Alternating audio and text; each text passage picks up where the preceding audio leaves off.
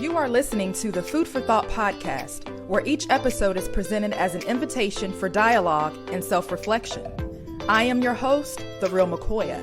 Thanks for tuning in. Bon appetit. What's up, everyone? Thanks so much for tuning in to this episode. On today's menu, I'm going to be talking about trusting God and the unknown. What a topic, right? For such a time as this. Trusting God is important to do at all times. We're called to trust God in all circumstances, highs and lows, ups and downs. But we find it more difficult to trust God in unknown circumstances. It's hard to trust God in the middle of hardship. But that's when God is taking us to an even deeper level in Him. And trusting God in the unknown is not about trusting in God and what He can do, or even, what we expect Him to do, but trusting in who He is.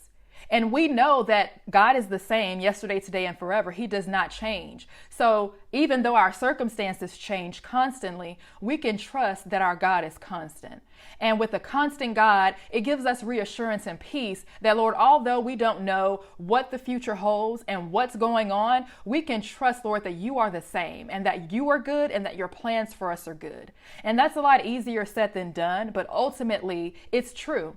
And the truth does not change. The truth does not change based on our understanding, based on our circumstances, or based on what we see. Truth is what it is. And it's so important for us to be able to recognize what that really means to trust God and trust Him just with the day in front of us. Our world is accustomed to planning for the future and being obsessed with planning and planning for the week and planning for the years ahead, that we get rooted and we become confined to our expectations of what we've planned. And the reality is that our plans are subject to change because God's plans may not be our plan. And as we can see, many of us had plans for 2020 that did not include quarantine and mask and drive-by baby showers and graduations. I was not expecting that. I don't know about you. I don't know about anyone listening, but I was not prepared for what 2020 has been. And that's just the reality of life. That for us to become rooted to our plans is really frivolous. It's chasing the wind, as Ecclesiastes says, is that, we don't want to become caught up in things that change. Everything that we face on this life is temporal. We want to store our treasures up in heaven where moths do not, destroy and thieves do not break in and steal, because that is what lasts. And in order to do that, we have to seek the Lord. We seek the Lord and we establish our plans from there. We allow God to lead us and guide us. And then when those plans have been established and we've wrote that vision and made it plain, we still trust God even in the midst of that. Because just because we've had a plan, that doesn't mean that the realities of it and the intricacies of it are not going to change.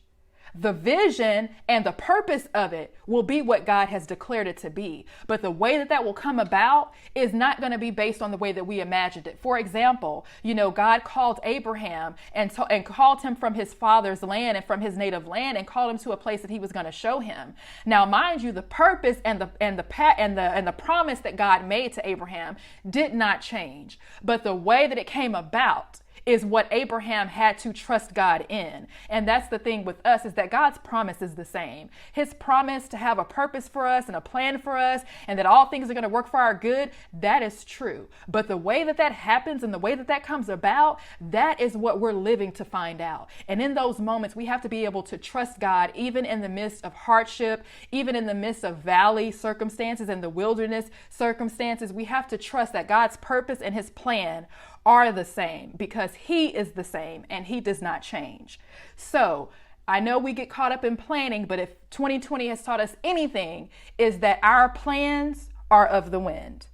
But guess what? God still has a plan even in that. We may have to surrender our plan for His plan, but there's beauty in being able to embrace that which God is doing in our lives. So I understand absolutely. I've even mourned expectations myself, because we make plans and we kind of get, excited and we anticipate our plans based on our expectations, only to see that things don't come out the way that we expected them to. And we're going to mourn because we're human. We're going to grieve those things, those disappointments. That's human of us, and that's absolutely understandable. But are we going to be able to bounce back and trust that God has a great plan, an even greater plan than what we expected? Can we trust that God is going to do exceedingly and abundantly above all that we could ask or think? And how we do that is trusting him day by day. Let God order your steps.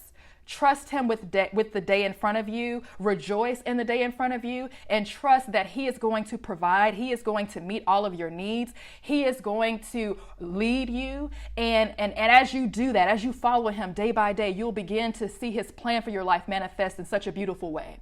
But you can't be caught up in the future. I remember listening to this sermon from Stephen Furtick a few months back, I believe, and it was about what was the difference between faith, or what was the opposite of faith.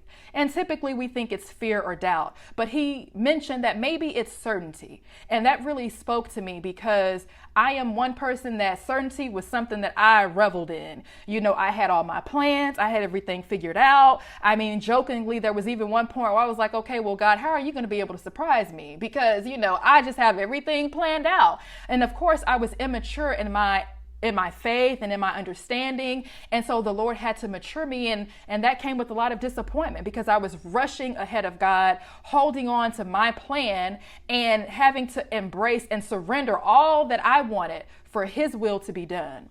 And in that, you see, okay, I cannot be certain of anything in this life. I cannot be certain of the type of house that I'm going to buy. I cannot be certain of the career that I'm going to work in, or the industry. I cannot be certain of anything other than who God is and what he is and what he's doing in my life. That's the only thing that I can be certain of. And I can be certain that he came once and that he's on his way back. That's the only thing that I can be certain in. So if we find ourselves becoming certain and just becoming, so, caught up in what we want and our expectations and things that are temporal, we will find ourselves disappointed, because those things are not certain.